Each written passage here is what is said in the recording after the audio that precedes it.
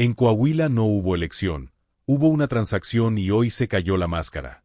Este gobernador cae de la silla o Coahuila vuelve a tragarse otro expediente con polvo y todo. Esa pregunta tiene respuesta y se las vamos a dar hoy con datos en la mano, antes de que termine esta noticia, porque lo que nadie en la televisión abierta se ha atrevido a decir en voz alta, aquí se va a decir completo. 7 de junio, Coahuila. Las constancias de mayoría salen del tribunal una tras otra.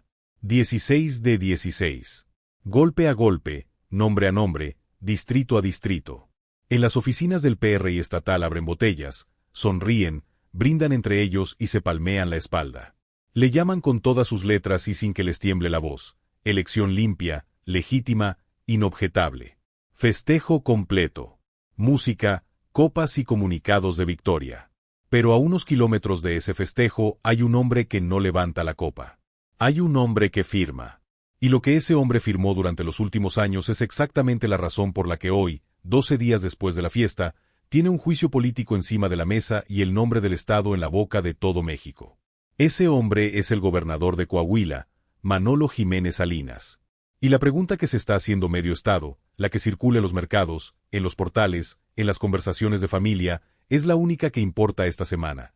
Este juicio político termina como terminan casi todos los asuntos en Coahuila, en un expediente juntando polvo mientras el gobernador sigue cómodo en su silla con escolta y sueldo. O esta vez es diferente y alguien por fin lo saca de la gubernatura. Suscríbete ahora y activa la campana. Esta noticia es solo el inicio. Esa es exactamente la pregunta que vamos a responder en esta noticia con los datos sobre la mesa y con la claridad con la que no lo van a escuchar en los noticieros de la televisión de paga ni en los canales que le deben favores a los mismos partidos que hoy están en el banquillo. Para saber si cae o si se queda, primero hay que entender lo que firmó. Hay que entender de dónde viene el número que persigue a este gobernador. Un número que no cabe en ningún discurso de victoria, por más copas que se alcen en las oficinas del tricolor. Ese número es 36,000 millones de pesos. 36,000 millones. No millones. Miles de millones. La deuda más pesada de todo el norte del país, cargada sobre uno de los estados con menos población para poder pagarla. Y lo que de verdad pesa en esa cifra no es solo el tamaño, es a dónde fue a parar ese dinero. Porque según las denuncias que en este momento están activas y sobre la mesa, Morena no abrió un frente legal contra el PRI en Coahuila. Morena abrió 4 frentes al mismo tiempo. Una impugnación ante el Tribunal Electoral Federal para anular las 16 diputaciones ganadas. Una denuncia formal ante la Fiscalía Especializada en Delitos Electorales. Una queja ante el INE por presunto rebase de topes de campaña.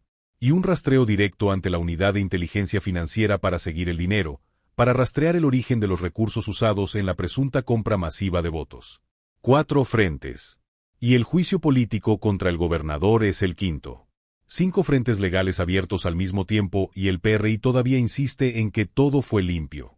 En unos minutos les voy a mostrar el puente exacto entre la deuda de 36,000 millones y el billete de 500 pesos que apareció en las casillas. No se vayan porque esa conexión lo cambia todo. El juicio político es el quinto frente y es el único que apunta directo a la firma, al nombre en la parte de arriba del papel, no al operador de casilla, no al cargador de sobres, sino a quien autorizó el flujo desde lo más alto. Y hay algo que ningún noticiero ha puesto todavía en la misma pantalla, porque todos cuentan la deuda por un lado y todos cuentan los votos presuntamente comprados por el otro, como si fueran dos historias separadas. Lo que les vamos a mostrar en esta noticia es el puente que los une. Como un refinanciamiento firmado en un despacho bancario puede terminar convertido en un billete de 500 pesos dentro de una casilla en piedras negras.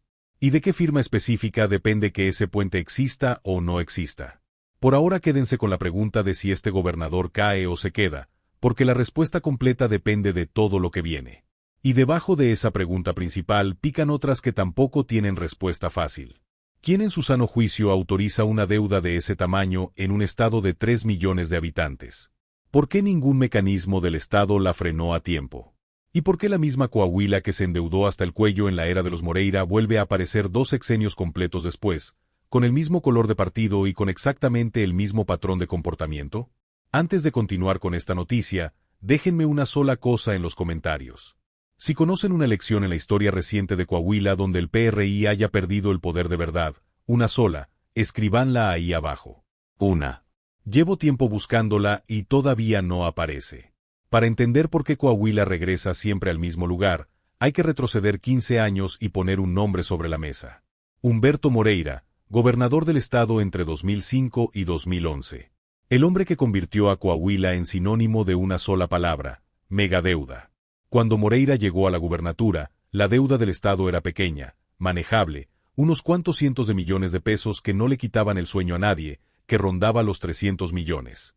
Cuando se fue, 6 años después, esa deuda había estallado por encima de los 35,000 millones. Hagan la proporción en la cabeza un momento.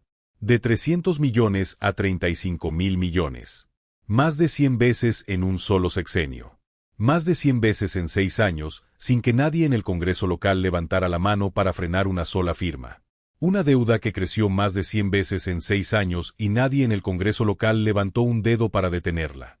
¿Cómo crece una deuda de esa manera?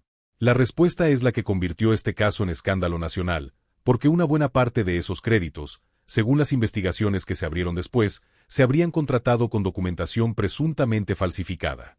Autorizaciones del Congreso de Coahuila que, de acuerdo con las denuncias formales, nunca se aprobaron en los términos en que se presentaron ante los bancos. Es decir, alguien habría ido a las instituciones financieras con papeles que decían que el Estado tenía permiso para endeudarse por cantidades que ese permiso nunca cubrió. El dinero entró de todas formas, crédito tras crédito, bono tras bono, y el rastro de en que se gastó realmente se fue volviendo cada vez más borroso. Hasta que el Estado amaneció un día debiendo más que las economías de varias entidades juntas. En su momento Coahuila llegó a concentrar una porción enorme de toda la deuda subnacional de México. Un solo estado del norte con 3 millones de habitantes, debiendo lo que debían entidades mucho más grandes y mucho más pobladas. El escándalo llegó a la prensa internacional, a las calificadoras de riesgo, al Congreso Federal. ¿Y saben qué pasó con los responsables?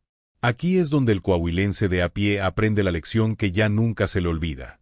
El propio Humberto Moreira fue detenido en España en enero de 2016, investigado por presunto lavado de dinero y cohecho. Y apenas una semana después salió libre y volvió a México como si nada hubiera ocurrido. La megadeuda, mientras tanto, siguió ahí intacta, pasando de mano en mano, pero sin reducirse de verdad. El dinero perdido se quedó perdido. Y la factura mensual siguió llegándole a la gente que jamás firmó un solo papel.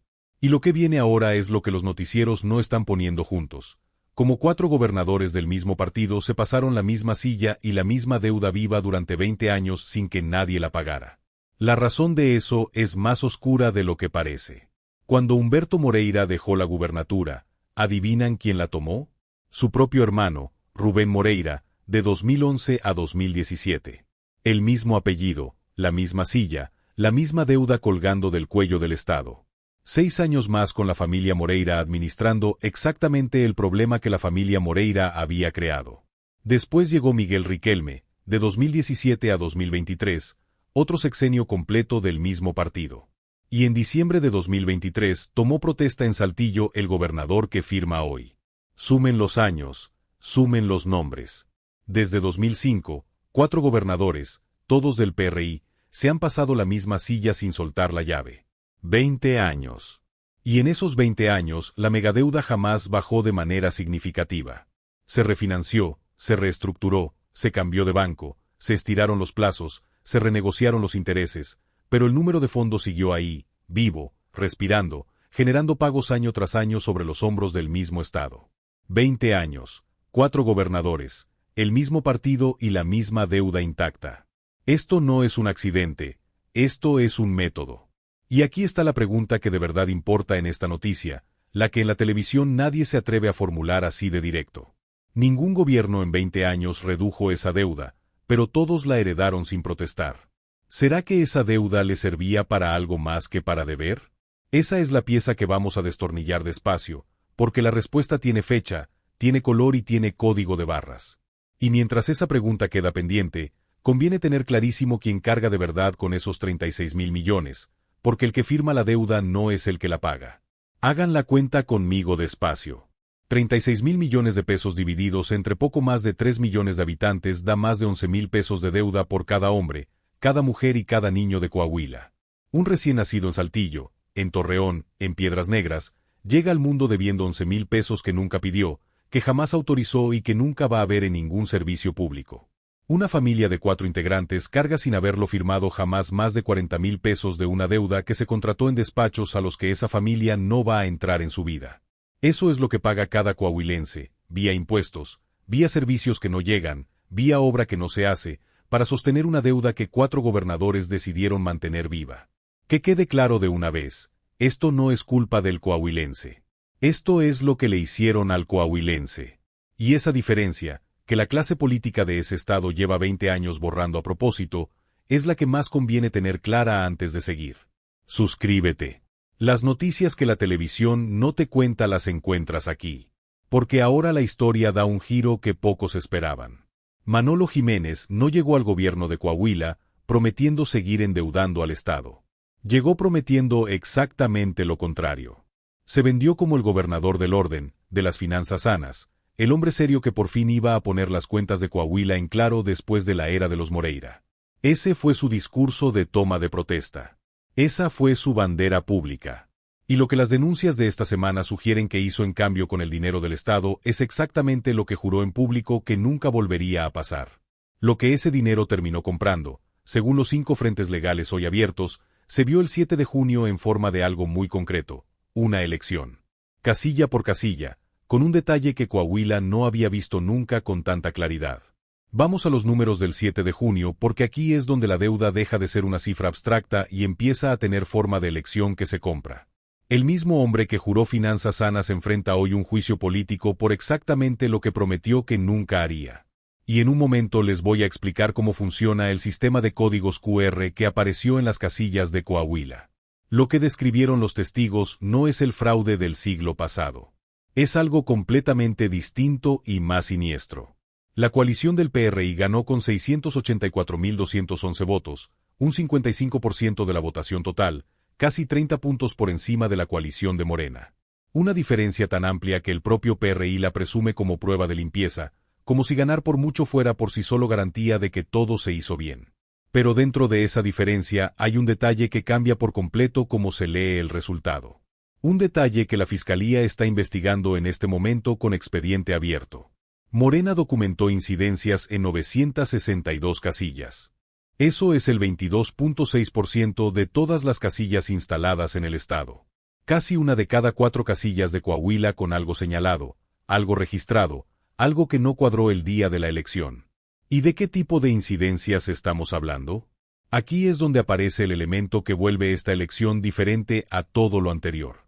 Códigos QR. Esos cuadritos de barras que todos hemos escaneado alguna vez para ver un menú de restaurante o confirmar un pago. Según las denuncias formales que hoy corren ante la Fiscalía, habrían aparecido dentro de un sistema diseñado para registrar en tiempo real qué votos ya estaban pagados y cuáles faltaban todavía por confirmar. Déjenme aterrizar lo que eso significa, porque dicho rápido se pierde. Durante décadas, cuando alguien pensaba en el fraude electoral del PRI, pensaba en urnas rellenadas de madrugada, en muertos que aparecían votando, en actas alteradas a mano con pluma. Eso era el siglo pasado.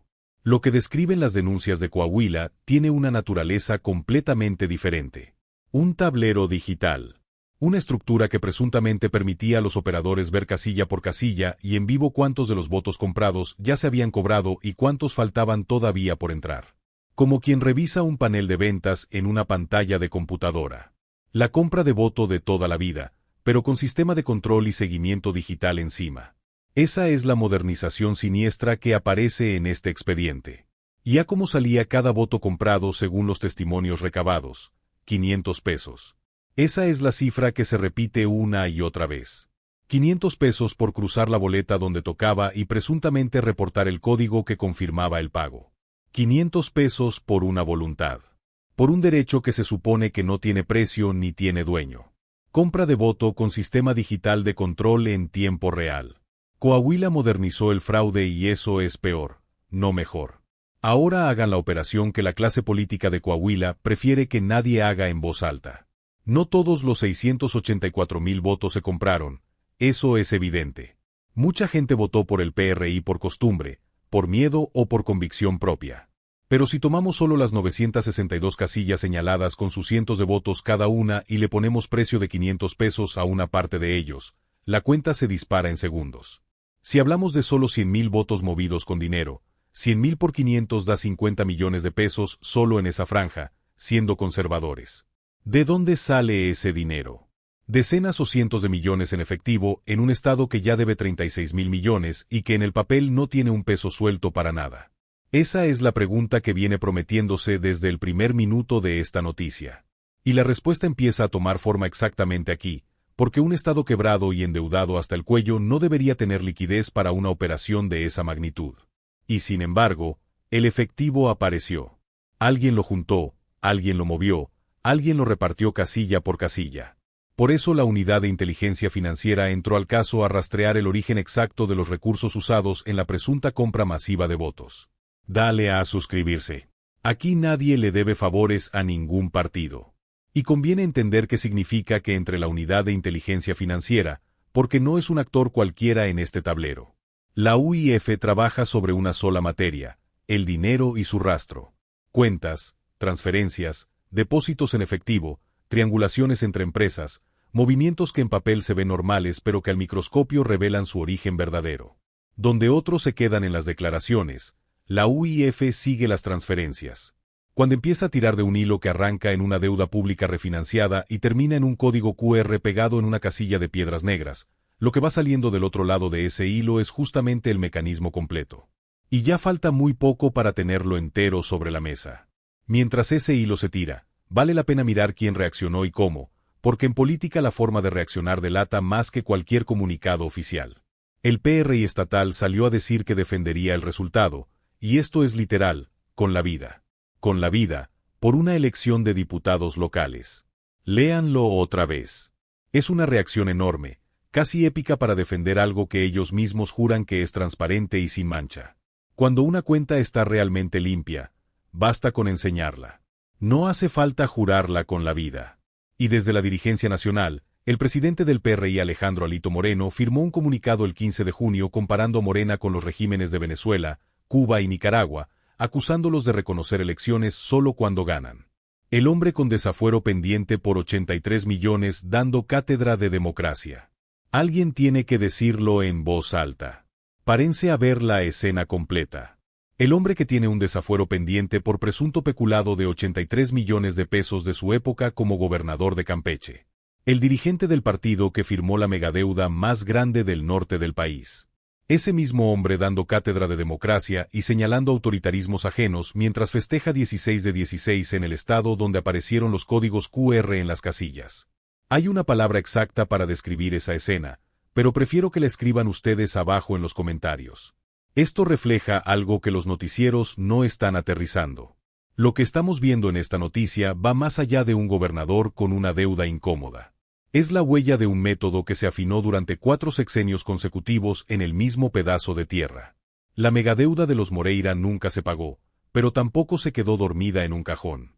Siguió trabajando. Y la pregunta de para qué le sirve a una clase política una deuda que nadie reduce empieza a tener una respuesta concreta con fecha del 7 de junio y con forma de código de barras. Y antes de armar esa respuesta del todo, párense a pensar en una sola cosa, porque es la pregunta moral que atraviesa toda esta noticia. ¿El ciudadano que aceptó esos 500 pesos el día de la elección es un culpable o es la víctima de un sistema que primero lo dejó sin opciones y después le ofreció dinero por su voto? Piénsenlo de verdad antes de responder, porque la respuesta no es tan sencilla como parece a primera vista. Déjenme su respuesta abajo en los comentarios. La quiero leer. Y aguanten hasta el final de esta noticia, porque hay un dato que cambia por completo de qué lado cae ese ciudadano en toda esta historia. Ahora sí vamos a juntar las dos piezas que todos tenían separadas, la megadeuda y los votos comprados. El puente entre las dos cosas es lo más oscuro de toda esta noticia y ya falta muy poco para verlo completo. Llegó la hora de juntar las piezas que estuvieron separadas todo este tiempo. Para hacerlo bien, primero hay que entender qué es exactamente un juicio político y por qué el que enfrenta hoy Manolo Jiménez, juega en una liga distinta a los otros 4 frentes legales abiertos. Las otras 4 denuncias persiguen el acto. La compra del voto, el presunto rebase de topes de campaña, el dinero de los códigos QR, la anulación de las diputaciones. Todas apuntan a lo que ocurrió el 7 de junio, a la jornada, al resultado, a la operación en las casillas. El juicio político apunta más arriba. Apunta a la persona que ocupa el cargo, a la responsabilidad política de quien gobierna el Estado. Por eso es el único de los 5 frentes que puede terminar con el gobernador fuera de la silla y no solo con una elección repuesta o una multa pagada. Ahí está la diferencia que lo cambia todo y es la razón por la que la pregunta del principio, la de si cae o no cae, se juega precisamente en este terreno y en ningún otro. El juicio político es el único frente que puede sacarlo de la silla. Y eso es lo que hace que este caso sea diferente a todos los anteriores. Ahora seamos honestos con algo, porque en esta noticia no le vendemos película a nadie. Un juicio político en México es un proceso de la Cámara de Diputados y eso lo vuelve lento, negociado y muchas veces incompleto en sus consecuencias. Funciona así. El Congreso evalúa si un servidor público causó un daño grave a las instituciones y decide por votación calificada si lo retira del cargo o no. No esperen a un juez esposando a nadie esta semana. Esto vive en comisiones, en mayorías, en tiempos legislativos que rara vez coinciden con la urgencia de la calle. Conviene decirlo claro para que nadie se haga ilusiones de película de viernes por la noche. Y aquí toca la pregunta incómoda, la que una noticia honesta no puede esquivar. ¿Este juicio político busca de verdad sanear Coahuila o es una herramienta electoral de Morena para apretar al PRI de cara al 2027? La respuesta sincera es que puede ser las dos cosas a la vez. Puede tener cálculo político encima y debajo tener expediente real con pruebas sólidas. Lo que decide cuál de los dos pesa más no son las intenciones declaradas de nadie. Son las pruebas. Y eso nos devuelve otra vez al dinero, porque la presidenta Claudia Sheinbaum ya marcó la línea y lo hizo con la serenidad que la caracteriza, sin gritos, sin espectáculo, sin golpes de mesa. Sheinbaum marcó la línea y lo hizo sin gritar, que regresen lo robado. Esa frase suena suave y es la más dura de toda esta historia. Cuando le preguntaron a la presidenta por estos casos de presunto desvío de recursos públicos, respondió con estas palabras, que regresen lo robado. Habló de extinción de dominio, de recuperar lo que se llevaron y devolvérselo al pueblo. Sin prometer cárceles ni anunciar venganzas. Esa frase que suena tan tranquila es en realidad de las más contundentes de toda esta noticia, porque parte de una premisa que hay algo robado que regresar. Y si hay algo robado que regresar, en alguna parte hay una firma que lo autorizó. ¿Recuerdan cuando al principio de esta noticia se preguntó de dónde salía el dinero para pagar 500 pesos por voto en un estado que ya debe 36,000 millones? ¿Y recuerdan la otra pregunta, la de para qué le sirve a una clase política una deuda que nadie reduce pero todos heredan con gusto? Ha llegado el momento de juntar las dos respuestas en una sola, porque son la misma respuesta y es más oscura de lo que parecía hasta aquí. Junten las 3 piezas despacio. 1. Un Estado con una megadeuda de 36,000 millones que ningún gobierno en 20 años ha reducido, pero que todos refinancian sin quejarse. 2. Una deuda pública de ese tamaño no se queda quieta, genera flujo constante, refinanciamientos, intereses, contratos con proveedores, líneas de crédito que se abren y se cierran cada año como un grifo permanente. 3. Ese flujo permanente, según lo que la unidad de inteligencia financiera está rastreando en este momento, es precisamente el tipo de movimiento donde un peso de origen público puede perder su nombre y reaparecer ya lavado como efectivo anónimo listo para ser repartido. Lo que viene ahora es la pieza que cierra todo el mecanismo. ¿Por qué a esta clase política nunca le interesó saldar la megadeuda? La respuesta está en lo que una deuda viva puede hacer que una deuda pagada nunca podría. Ahí está la conexión que nadie ha puesto junta todavía en un solo cuadro. La deuda funciona como coartada permanente mientras siga viva. Justifica un río de dinero entrando y saliendo de las arcas del Estado. Y de ese río, gota a gota, se va llenando la cubeta que el 7 de junio llegó a las casillas en forma de 500 pesos por voto registrado en un código QR. Por eso a esta clase política jamás le interesó saldar la megadeuda. Una deuda pagada se cierra y deja de dar. Una deuda viva se ordeña año tras año. Y la firma que mantiene activa esa llave, refinanciamiento tras refinanciamiento, sexenio tras sexenio, es la del gobernador en turno. Ahí está la razón de que el juicio político apunte a Manolo Jiménez y no a un operador de casilla cualquiera. La acusación no dice que él haya repartido los billetes con su propia mano en las filas de las casillas. Dice algo más grave. Dice que sin esa firma en lo más alto, sin esa autorización en el nivel del Ejecutivo Estatal, el flujo que financia todo lo que está por debajo simplemente no existiría. Ese es el nombre que autorizó la deuda. No estaba escondido en ningún sobresecreto. Es el hombre que tomó protesta en Saltillo en diciembre de 2023, prometiendo con la mano en el pecho finanzas sanas para Coahuila. Sin esa firma en lo alto, el dinero que compró los votos no existiría. Eso es lo que dice la acusación y es lo más grave de todo. Y ahora hagan la pregunta que se desprende de todo esto, porque es todavía más incómoda que todas las anteriores. Si el dinero que pagó los votos salió por esa llave de una deuda pública, ¿quién pagó de verdad esos votos? Los pagó el propio coahuilense con sus impuestos. Con esos 11,000 pesos de deuda que carga cada habitante sin haber firmado jamás un solo papel. El ciudadano que recibió 500 pesos el día de la elección no recibió un regalo del PRI. Recibió de vuelta y hecho migajas una astilla minúscula del dinero que a él mismo le habían extraído primero. Le pagaron su voto con su propio dinero y encima lo convencieron de que le estaban haciendo un favor. Esa es la parte más oscura de toda esta noticia y es la que casi nadie en los medios se atreve a decir en voz alta. Y es también la respuesta a la pregunta moral que planteamos antes. Ese ciudadano no es cómplice. Ese ciudadano es la víctima 2 veces. Primero cuando le sacaron el dinero en forma de deuda. Después cuando le devolvieron sus propias migajas a cambio de su voto. Y encima le cuelgan el cartel de parte del problema. Le pagaron su voto con su propio dinero y todavía lo señalan como cómplice. Eso es lo que está pasando en Coahuila y ya no se puede dejar de ver. Miren el contraste completo porque lo dice todo.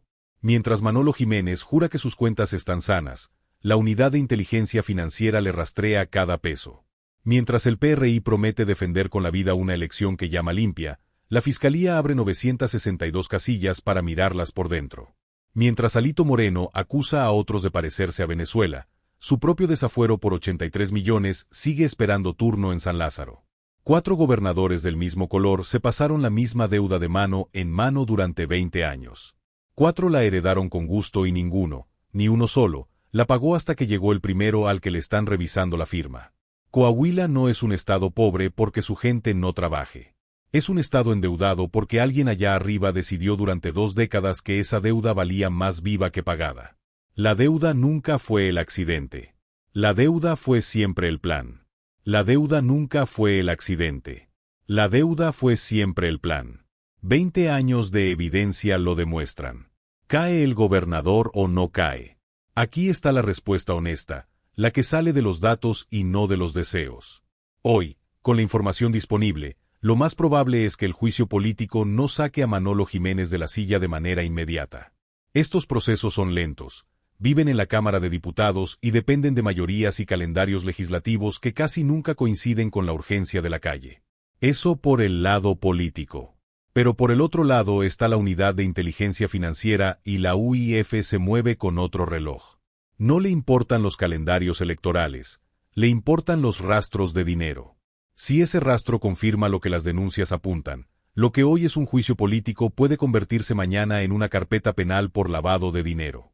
Y de esa ya no la frena ninguna mayoría en San Lázaro. El gobernador no cae esta semana. Pero por primera vez en 20 años, alguien está tirando del hilo correcto, el del dinero, no el del discurso. Y eso, en Coahuila, es la primera vez que ocurre. La decisión final se las dejo a ustedes, porque hay 2 formas de leer todo lo que se narró en esta noticia y las 2 tienen datos que la sostienen. Una dice que este juicio político es el principio del fin, la primera vez que el dinero deja un rastro imposible de borrar y que esta vez el patrón de 20 años sí se rompe. La otra dice que es teatro electoral rumbo al 2027, que el gobernador va a aguantar el temporal y que en 6 años habrá otro apellido en la misma silla con la misma deuda intacta esperando. ¿Con cuál se quedan? Escríbanlo abajo con una sola palabra. Fin, si creen que el patrón se rompe. Teatro, si creen que se repite. Y si tienen a alguien de Coahuila en la cabeza ahora mismo, esa persona con la que llevan tiempo discutiendo si su estado tiene arreglo, mándenle esta noticia hoy. Que la vea entera. Que entienda por fin de dónde salió el billete que le ofrecieron por su voto. Porque el día que uno entiende que le pagaron con lo que ya era suyo, no vuelve a mirar una boleta de la misma manera. Suscríbete, comparte esta noticia y no le des a nadie el lujo de no saber esto.